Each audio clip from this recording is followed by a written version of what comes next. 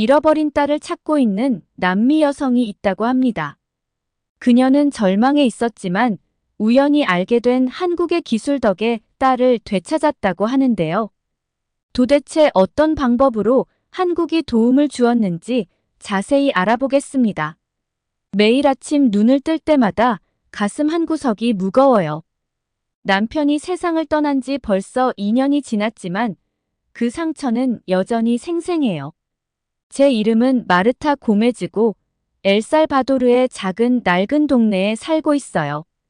별 볼 일 없는 곳이지만 그래도 여기가 제 집이에요. 침대에서 일어나자마자 창밖에서 들려오는 도시의 소음이 들려요.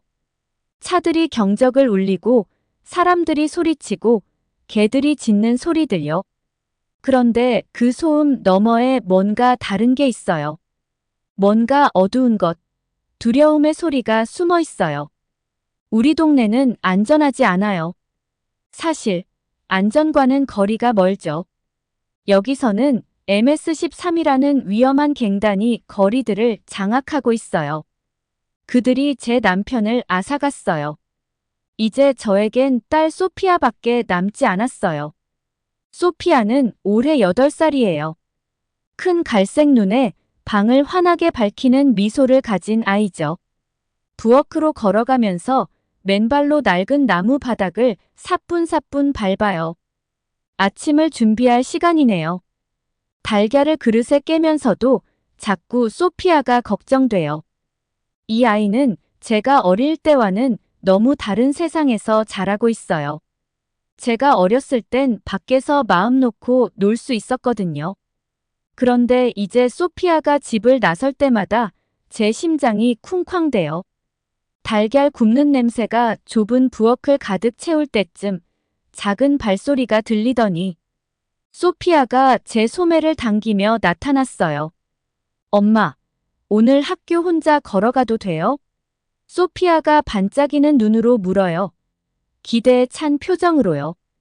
저는 얼어붙었어요. 뒤집개를 펜 위에 멈춘 채 심장이 쿵쾅대기 시작했어요. 소피아가 이 위험한 거리들을 혼자 걷는다는 생각만으로도 속이 메스꺼워져요. 하지만 아이의 기대에 찬 얼굴을 보니 망설여졌어요. 소피아가 너무 빨리 자라고 있어요. 아마 이제는 조금씩 독립심을 키워줄 때가 된 것 같기도 해요. 제발, 엄마. 저 이제 다 컸어요. 할 수 있어요. 소피아가 간절하게 부탁했어요. 저는 깊이 숨을 들이쉬었어요. 알았어, 미아. 하지만 약속해. 꼭 조심하고 큰 길로만 다니고 학교 끝나자마자 바로 집으로 와야 해. 소피아는 기쁨에 들떠 폴짝폴짝 뛰며 손뼉을 쳤어요. 약속할게요, 엄마. 고마워요, 고마워요. 우리는 함께 아침을 먹었고 소피아는 신나게 달걀을 먹어치웠어요. 아이는 너무 생기 넘치고 아직도 순수해요. 주변에 도사리고 있는 위험을 전혀 알지 못하죠. 소피아가 식사를 끝내고 가방을 챙길 때 목에 뭔가가 걸린 듯한 기분이 들었어요. 기억해, 미하. 저는 무릎을 꿇고 소피아 눈을 마주보며 말했어요. 학교 갔다가 바로 집으로 와야 해. 어디에도 들르지 말고.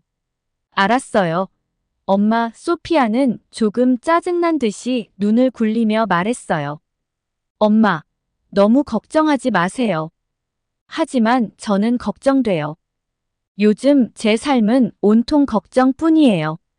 소피아는 뒤돌아보며 손을 흔들었고 저는 억지로 미소를 지었어요. 그런데 아이가 코너를 돌아서자 그 미소는 금세 사라졌어요. 시간은 느리게 흘렀어요. 집을 청소하면서도 제 마음은 다른 곳에 가 있었어요. 시계를 자꾸 쳐다보며 소피아가 돌아올 시간만을 손꼽아 기다렸죠. 정해진 시간이 지나도 소피아가 보이지 않자 점점 불안해지기 시작했어요. 저는 안절부절 못하며 집안을 오락가락했어요. 손은 떨리고 있었고요.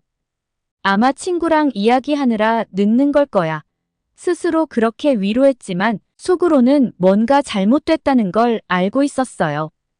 뼛속까지 그 불길한 기운이 느껴졌어요. 해가 지기 시작하면서 길거리에 긴 그림자가 드리우고 더는 기다릴 수 없었어요.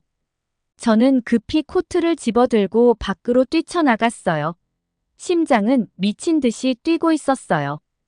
길거리가 갑자기 달라 보였어요. 더 위협적으로 느껴졌어요. 지나가는 사람들의 얼굴 하나하나가 수상하게 느껴졌어요. 소피아. 저는 소리쳤어요. 제 목소리가 건물들 사이로 메아리쳤어요. 소피아, 어디 있니? 하지만 대답은 없었어요. 멀리서 들려오는 교통소음과 제 거친 숨소리만이 들릴 뿐이었어요. 어둠이 내려앉으면서 제 최악의 두려움이 현실이 되는 듯 했어요. 제 딸이 어딘가에 혼자 무서워하며 있을 텐데요. 이 도시 MS-13의 그림자 아래에선 무슨 일이든 일어날 수 있어요. 저는 경찰서로 달려갔어요. 눈물은 얼굴을 타고 흘러내렸어요. 제 소피아가 사라졌어요. 저는 어떻게 해야 할지 모르겠어요. 한때 집처럼 느껴지던 이 거리들이 이제는 위험과 절망의 미로처럼 느껴져요. 하지만 포기할 수 없어요. 절대 포기하지 않을 거예요.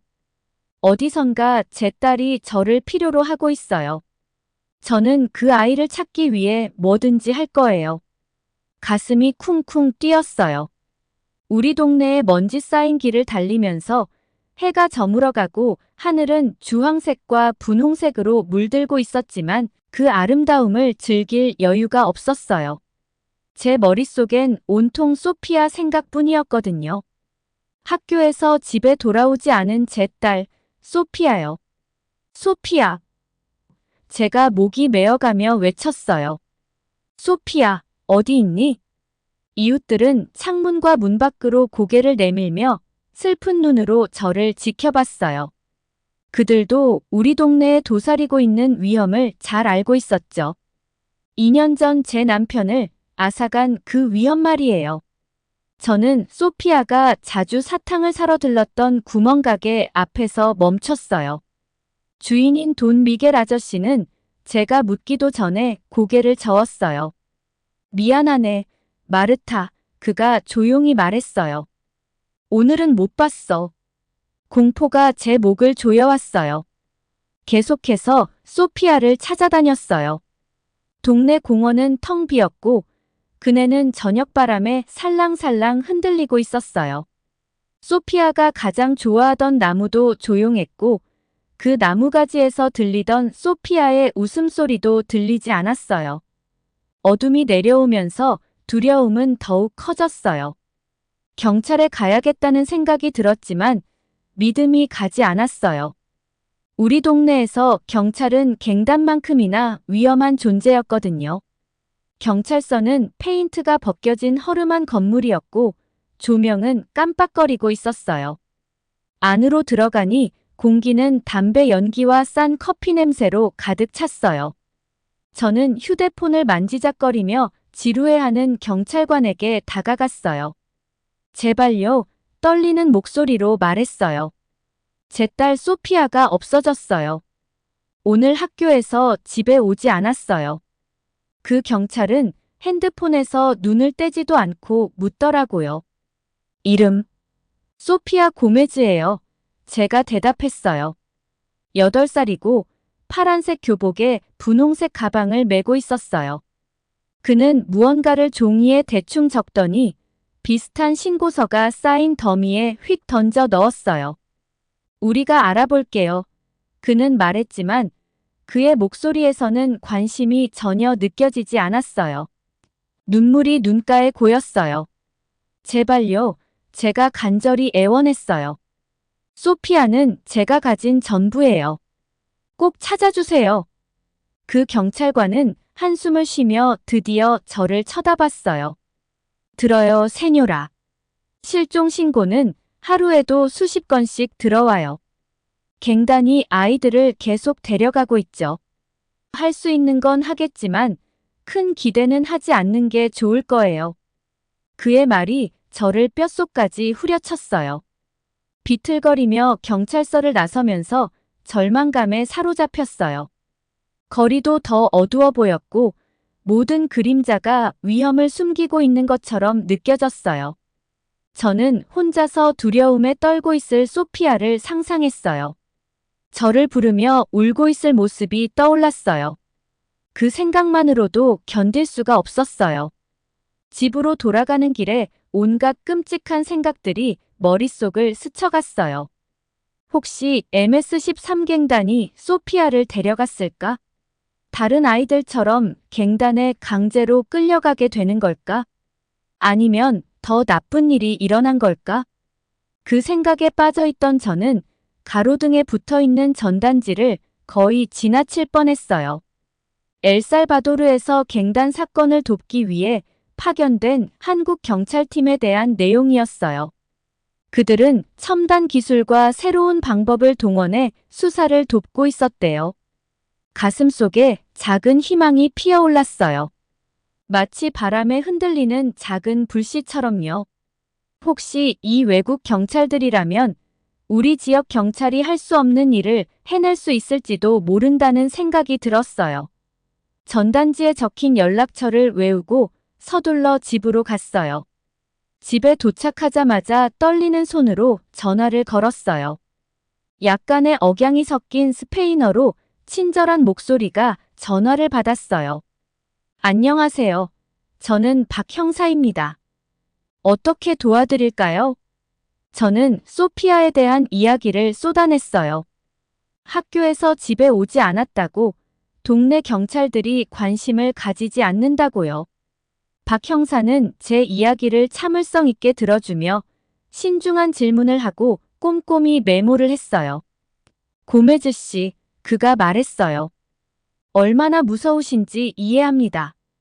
저희 팀이 할 수 있는 모든 것을 다해서 소피아를 찾겠습니다. 내일 아침에 저희 사무실로 와주시겠어요? 더 많은 정보가 필요합니다. 소피아가 사라진 후 처음으로 희미한 희망이 피어올랐어요. 네, 제가 눈물을 닦으며 말했어요. 꼭 갈게요. 정말 감사합니다. 그날 밤은 제 인생에서 가장 길었어요. 잠도 못 자고 음식도 목에 안 넘어갔어요. 창가에 앉아 길을 바라보며 소피아가 아무 일도 없었던 것처럼 집으로 뛰어오는 모습을 기도했어요.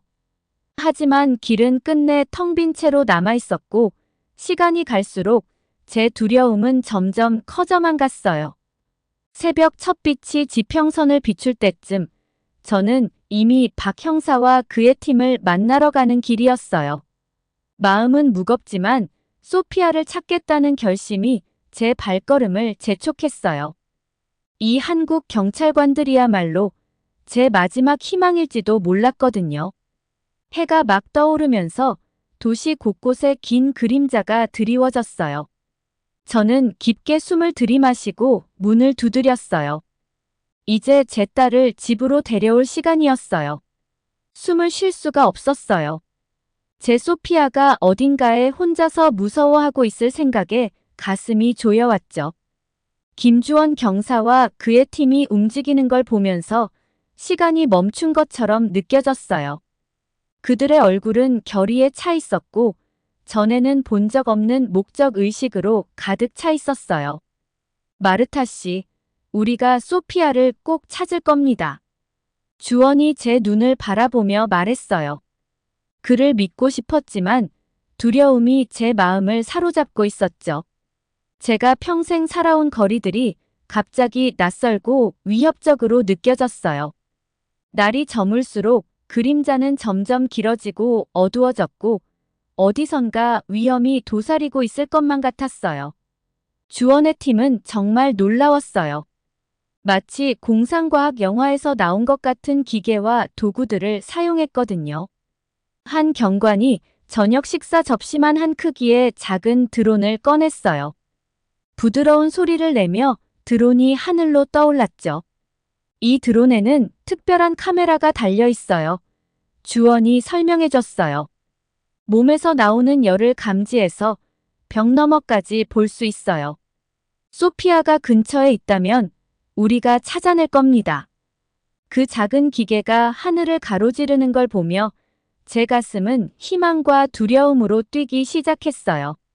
만약 이게 효과가 없으면 어쩌지? 소피아가 너무 멀리 가버린 건 아닐까? 하지만 주원과 그의 팀은 거기서 멈추지 않았어요. 우리 동네 한복판에 작은 지휘본부를 세웠거든요.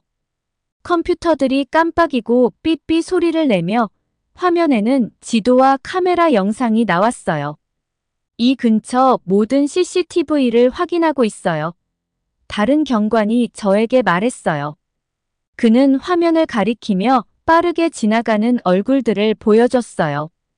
우리 시스템은 얼굴을 인식할 수 있어요. 소피아가 어느 카메라에라도 찍혔다면 우리가 알아낼 겁니다. 시간이 흘러갔어요. 해가 점점 낮아지면서 주황빛과 붉은빛이 모든 것을 물들였죠. 제 속은 걱정으로 뒤틀렸어요. 제 딸은 어디에 있을까요? 안전할까요? 무서워하고 있을까요? 저는 화면과 거리 사이를 왔다 갔다 하며 안절부절 못했어요. 가끔씩 지역 경찰관들이 새로운 정보를 가지고 뛰어들어왔지만 그때마다 희망은 바다의 파도처럼 일었다가 사그라들었어요. 밤이 되자 동네는 너무 조용해졌어요. 너무나도 적막했어요. 아이들이 뛰노는 소리나 창문 너머로 들리던 음악 소리 같은 일상의 소음이 다 사라져버린 것처럼 마치 온 세상이 숨죽인 채 기다리고 있는 것만 같았죠. 주원은 쉬지 않고 계속 움직였어요. 그는 늘 무언가를 확인하고 있었고 끊임없이 누군가와 이야기를 나누고 있었어요. 그의 에너지가 없었다면 저는 아마 한 발자국도 더 움직일 힘이 없었을 거예요. 마르타 씨, 주원이 갑자기 불렀어요. 심장이 입안으로 튀어나올 것 같았어요. 뭔가를 찾았습니다. 저는 다리가 후들거리면서도 재빨리 달려갔어요. 화면에 멀리서 찍힌 한 무리의 사람들이 보였는데 그중 한 남자가 손에 작은 가방을 들고 있었어요. 가방이 흔들리는 모습이 또렷했죠. 소피아의 가방이에요. 제 목소리가 떨리며 나왔어요. 주원이 고개를 끄덕였어요. 그의 얼굴은 어두웠어요. 소피아가 갱단에게 잡힌 것 같습니다. 세상이 빙글빙글 도는 것 같았어요. 제 최악의 두려움이 현실이 되어버렸죠. 제 남편을 데려갔던 그 갱단이 이제 제 딸마저 잡은 거예요. 하지만 제가 절망에 빠지기 전에 주원이 제 어깨에 손을 얹었어요. 우리가 그들이 있는 곳을 알아냈습니다. 마르타 씨. 소피아를 데려올 겁니다. 그의 말은 제게 구명줄 같았어요. 저는 그 말에 매달렸고 그 말이 주는 희망을 붙잡았어요.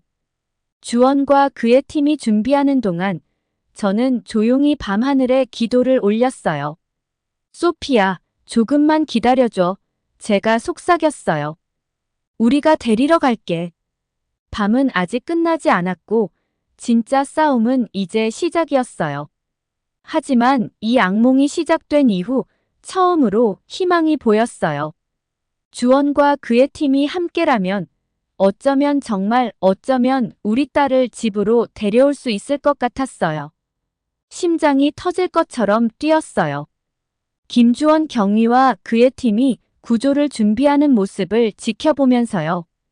창고는 밤하늘을 배경으로 어둡게 우뚝 서 있었고 제 머릿속에는 소피아, 제 작은 아이가 그 위험한 사람들과 함께 안에 갇혀 있다는 생각만 맴돌았어요. 주원 경위가 저를 돌아보며 말했어요. 얼굴은 침착했지만 결의에 차 있었죠. 소피아를 무사히 데려오겠습니다. 그 말을 믿고 싶었어요. 그 어떤 것보다도 간절하게요. 한국 경찰들은 마치 그림자처럼 움직였어요. 장비에서 나는 부드러운 삐 소리만 들렸고요. 그들이 사용하는 장비들은 제가 전에 본 적 없는 것들이었어요. 작은 비행 기계들, 드론이라 불리는 것들과 마치 공상과학 영화에서나 볼 법한 헬멧까지요. 한 경찰관이 속삭였어요. 드론 투입 완료. 모든 출입구와 탈출구가 확인됐습니다. 다른 한 명이 덧붙였어요. AI 분석 완료. 건물 구조가 저희 바이저에 다운로드됐습니다. 그들이 쓰는 말들을 전부 이해할 수는 없었지만 그들이 얼마나 준비되어 있는지는 확실히 느낄 수 있었어요. 그게 저에게 조금의 희망을 주었죠. 주원 경위의 목소리는 낮았지만 확고했어요.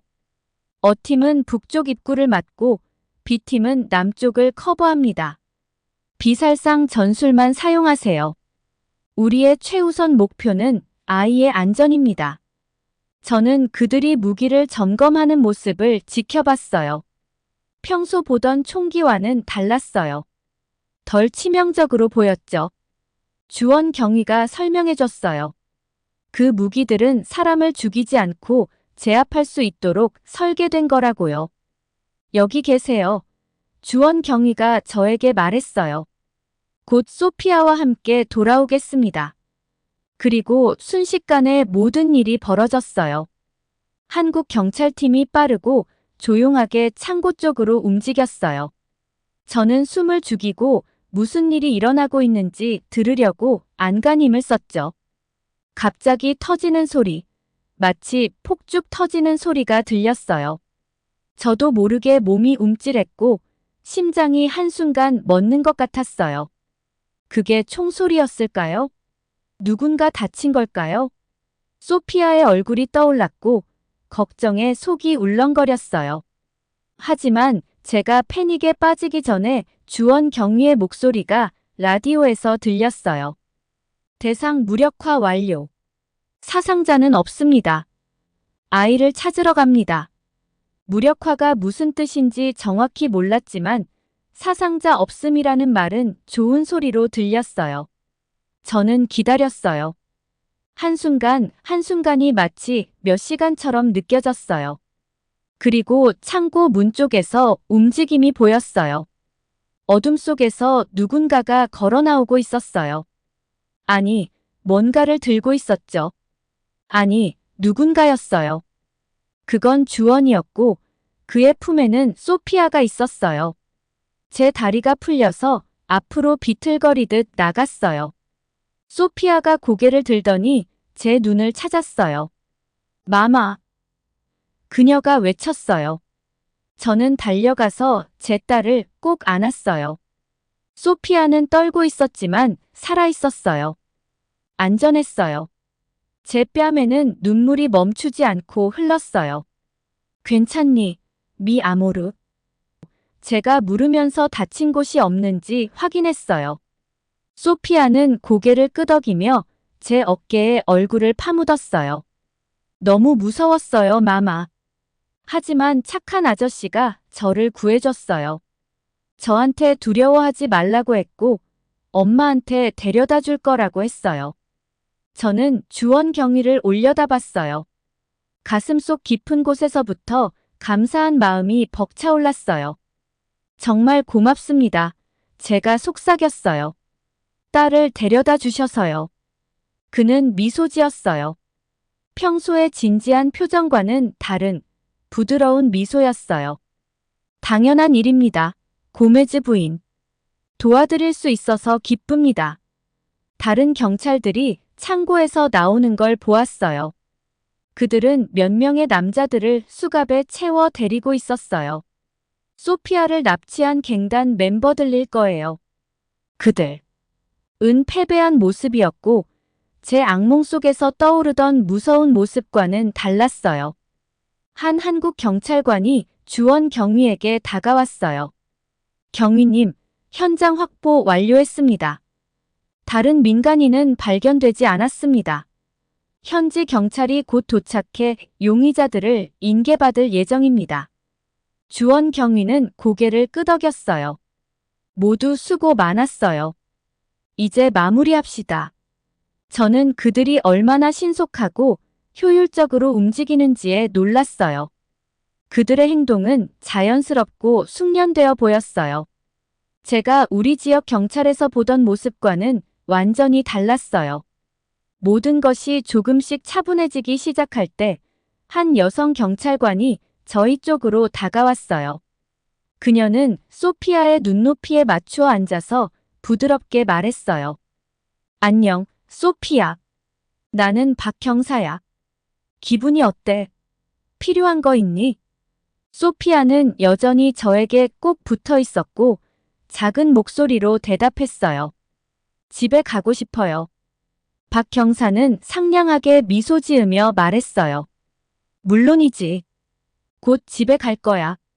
그런데 우리 의사 선생님이 너를 잠깐만 봐도 괜찮을까? 혹시 다친 곳이 있을지 확인하고 싶어서 그래.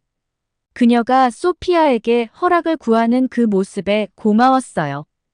우리가 피해자로만 취급되는 게 아니라 존중받고 있다는 느낌이 들었어요. 의사가 소피아를 살펴보는 동안 주원 경위가 앞으로 어떤 일이 있을지 설명해줬어요. 진술을 받아야 하지만 그건 내일 해도 됩니다. 지금은 집에 가서 쉬세요. 오늘 밤에는 경찰관들이 당신 집을 지킬 겁니다. 혹시 모를 사태에 대비해서요. 우리가 보호받을 거라는 사실, 보복에 대한 두려움을 갖지 않아도 된다는 사실이 정말 큰 안도감을 주었어요. 며칠 만에 처음으로 숨을 편히 쉴 수 있을 것 같았어요. 우리가 떠나기 전 소피아가 주원 경위의 소매를 살짝 당겼어요. 구해줘서 고마워요. 그녀가 수줍게 말했어요. 주원 경위는 무릎을 꿇고 소피아의 눈을 마주보며 말했어요. 천만에. 소피아, 넌 아주 용감했어. 이제 엄마랑 집에 갈 거야. 안전할 거니까 걱정하지 마. 창고에서 멀어지며 소피아의 손을 꼭 잡고 있었어요. 저도 모르게 뒤를 돌아봤어요. 한국 경찰관들은 여전히 거기에서 일하고 있었어요. 그들은 제 딸을 구해준 것뿐만 아니라 우리에게 희망을 주었어요. 그날 밤 소피아는 침대에서 평화롭게 잠들었고 저는 창가에 앉아 밖을 내다봤어요. 거리에는 저희를 지켜주는 경찰차가 주차되어 있었어요. 그리고 오랜만에 어둠이 무서워지지 않았어요. 그 대신 제 마음속에는 새로운 감정이 싹트기 시작했어요. 희망이었어요. 내일에 대한 희망, 제 딸을 위한 더 안전한 미래에 대한 희망. 그리고 그 모든 건 김주원 경위와 그의 팀 덕분이었어요. 그들은 변화가 가능하다는 걸 보여주었어요.